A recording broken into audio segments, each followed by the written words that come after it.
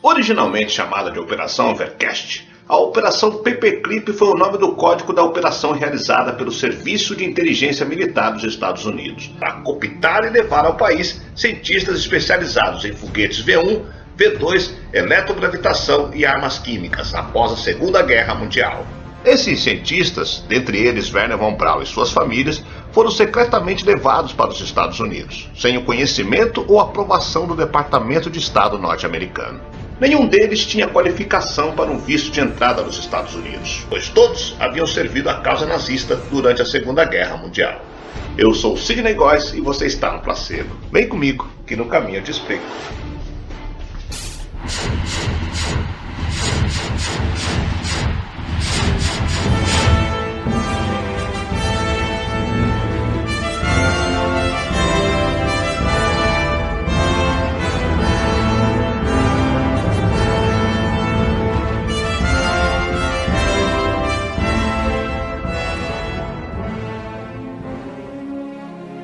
Na fase final da Segunda Guerra Mundial, a Alemanha tornou-se conhecida pelos seus projetos tecnológicos extremamente avançados e inovadores, desde bombardeiros a jato, muitos anos à frente de qualquer bombardeiro aliado da época, submarinos de última geração, os verdadeiros precursores dos submarinos modernos, até foguetes capazes de atingir altitudes suborbitais de mais de 100 km e alvos a mais de 300 km de distância.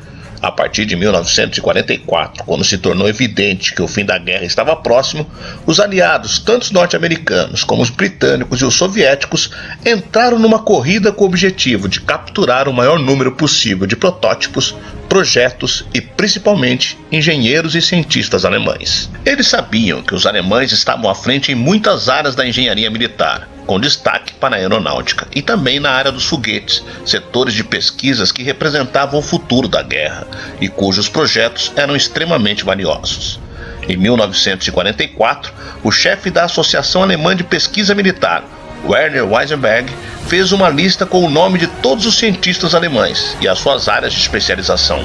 Essa lista ficaria conhecida como a lista de Heisenberg, um item incrivelmente importante e que por obra do destino foi encontrada no lixo por um técnico polonês que trabalhava na Universidade Alemã de Bonn. Essa lista foi enviada de forma clandestina para o Serviço de Inteligência dos Estados Unidos, e com base nessa lista, o Major Robert Stiver criou a chamada Lista Stiver, com todos os cientistas alemães que deveriam ser capturados e interrogados após o fim da guerra. No topo dessa lista estava o nome de Wernher von Braun, o pai do foguete V2 alemão. E foi à volta dessa lista que foi concedida a Operação Overcast, cuja intenção inicial era apenas entrevistar esses cientistas. No entanto, quando os norte-americanos e os britânicos descobriram que os soviéticos estavam capturando e enviando para a União Soviética todos os cientistas e engenheiros alemães que encontravam, o propósito da operação foi alterado e passou a contemplar também a captura desses cientistas, com o nome da operação sendo alterado para a Operação Paperclip. No dia 2 de maio de 1945, poucos dias antes da rendição incondicional da Alemanha, para a surpresa de todos, Wernher von Braun, toda a sua equipe, acompanhados por um caminhão repleto de projetos, anotações e resultados de experiências, entregou-se aos norte-americanos. Assim como ele e a sua equipe, muitos outros cientistas tentaram alcançar as linhas norte-americanas e britânicas nas semanas e dias finais da guerra, mas muitos não tiveram sucesso e acabaram sendo capturados pelos soviéticos. Após o fim da guerra, muitos cientistas e engenheiros alemães encontravam-se em regiões da Alemanha que ficaram sob o controle direto da União Soviética, o que levou os aliados ocidentais a organizarem uma grande operação de evacuação.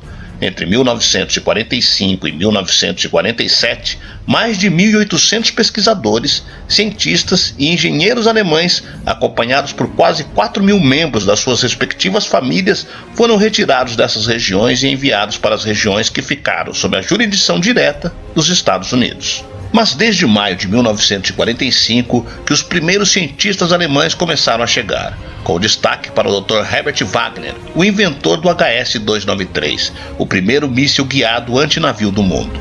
Em setembro de 1945, foi a vez de Wernher von Braun chegar aos Estados Unidos, com outros 126 cientistas dedicados ao projeto V1 e V2 alemãs.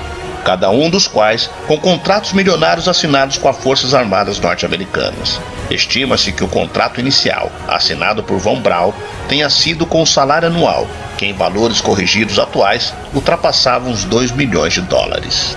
Dos mais de 1.800 cientistas alemães enviados para os Estados Unidos, estima-se que menos de 200 retornaram para a Alemanha, na primeira metade dos anos 50, com a imensa maioria deles decidindo permanecer no país, com muitos dos quais começando a receber a cidadania norte-americana já a partir de 1953.